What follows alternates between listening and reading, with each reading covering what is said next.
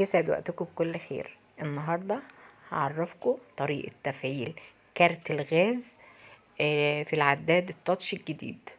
كلنا الفترة الجاية اي حد هيقدم على غاز هياخد كارت. بقى طريقة الشحن عن طريق كارت. الكارت ده هشحنه منين؟ هنشحنه من اي مكتبة، من اي محل موبايلات، من اي مثلا، المهم اي حد عنده فوري، اي حد هتشحني فوري منه. هتشحني الكارت اللي هو الايه للعداد الغاز ب50 ب100 على حسب استخدامك الاسبوعي او الشهري.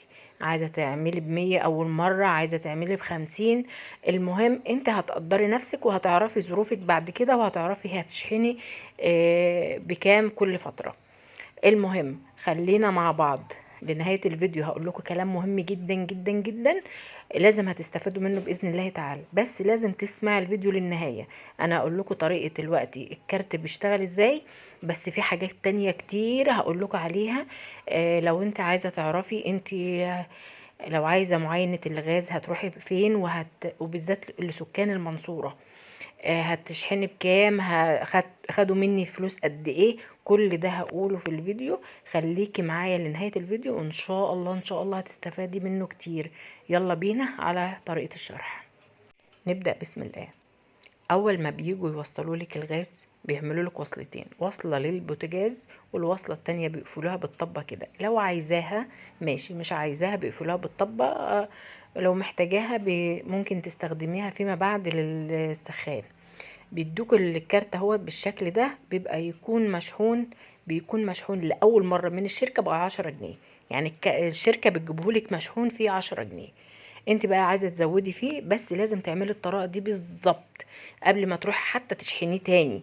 قبل ما تروحي تشحني او اي حاجة لازم تقفلي محبس الغاز. لازم ده اول خطوة، تقفلي محبس الغاز. شايفين العدسة السوداء اللي في العداد دي؟ هنوجه لها الكارت كده بالشكل ده وندوس على الزرار، بس هينور معاكي وهيديكي بقى معاكي قد ايه من الفلوس، استهلاكك قد ايه، كل حاجة هيبان في الشاشة دي. اهو بيدوك التاريخ كمان وكل حاجة، هيعرفك انت معاكي لسه معاكي متبقي معاكي قد ايه. طيب انت عايز تروحي تشحني البطارية اللي الصغيرة السودة دي، بتديكي زي انذار كده ان انت خلاص على وشك يعني خلاص، يعني عدادك او الكارت بتاعك على وشك ايه الانتهاء. مثلا تكوني شحنة من اسبوع مثلا ب50 جنيه، انت هتلاقي البطارية دي قلت كده زي بطارية التليفون، هتلاقي قلت لتحت كده، بتديكي انذار ان انت يعني سرعة التوجه مثلا ان انت تشحني ايه الكارت بتاعك. بتروحي تشحني بقى زي ما قلتلك من فوري من اي مكان، بس اهم حاجة كون المحبس مقفول، وتستني لمدة ربع ساعة. ما تفتحيش بعد ما تفعلي الكارت وينور معاكي ويعرفك انت معاكي كام واستهلاكك قد ايه، اوعي تفتحي الغاز الا بعد ربع ساعة. ربع ساعة. شوفي الساعة معاكي، انت غيرت المحبس وقفلتيه الساعة 10 وعملت الكارت وعرفت اهو هينور معاكي اهوت، وبتضغطي اهوت على الزرار وبينور معاكي وبيقولك هلو اهوت، وبيعرفك استهلاكك اهوت، الاستهلاك اهوت، وبيعرفك معاكي فلوس قد ايه. وشايفين البطارية السوداء اللي انا بقولكوا عليها اهي؟ كل ما تقل هتعرفوا ان الكارت بتاعك ايه ما عادش فيه فلوس. وبينور اهوت بيعرفك كل حاجة، بس كل ده وخلال المحبس يكون مغلق. لازم تتأكدي، ما ينفعش تعملي الخطوة دي او العداد يقرأ والمحبس مفتوح. لازم انا بأكد اهو المحبس يكون مقفول، وبعدين تروحي تشحني من فوري باي فلوس بقى انت عايزاها، وبعد كده ترجعي تاني تعملي نفس الخطوة دي. يعني مثلا انا دلوقتي ما معيش، مش عارفة انا لسه معايا في الغاز قد ايه، وعايزة اتأكد، اروح قافلة المحبس ومخليه العداد يقرالي معايا مثلا لسه 10 جنيه ولا حاجة. طيب وانا خارجة اخد الكارت معايا اروح اشحنه ب50 واجي اخلي العداد يقراه، وبيكون المحبس مغلق. اهم حاجة. طيب بالنسبة بقى لو واحدة لسه عايزة تروح تقدم طلب تركيب غاز في شقتها لأول مرة، هتعمل ايه؟ لسكان المنصورة هيروحوا شارع النخلة، شركة الغاز موجودة هناك.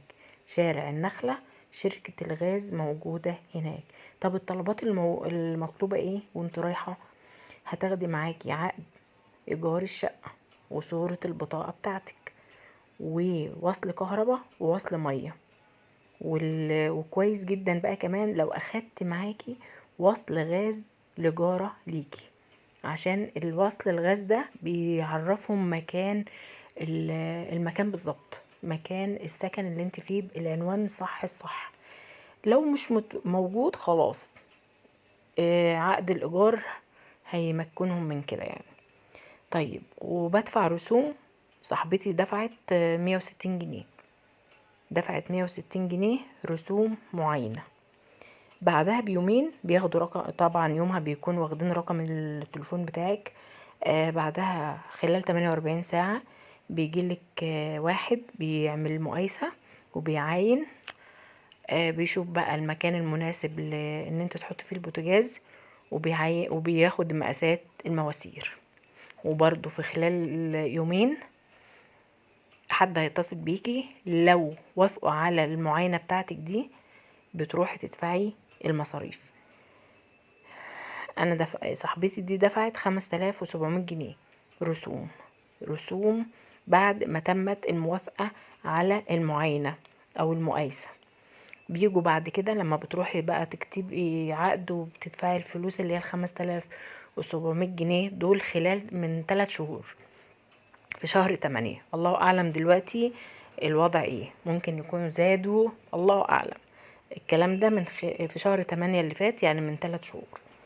طيب بعد ما بتدفعي الرسوم بيجولك بعد يومين بيركبولك العداد وبيوصلولك الغاز، وبيدوكي بقى الايه الكارت اللي فيه شحن ب10 جنيه، وبيعرفوك الطريقة برضو. بس انا عرفتكم الطريقة يعني ايه للستات اوضح شوية.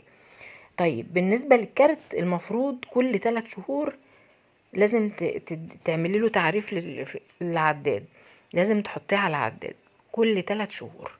افرضي انت دلوقتي اخدتيه اول مرة ورحت شحنتيه ب200 جنيه، وال200 جنيه انت ما بتطبخوش كتير وفضلت معاكي على الكارت، يبقى لو عدى عليكي 3 شهور قربي الكارت للعداد.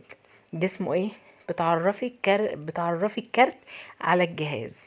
بس الموضوع بسيط يعني وهيعدي. هي بس في الاول بيبقى الموضوع صعب اول مرة وتاني مرة، بعد كده ايدك هتاخد عليه. باي باي.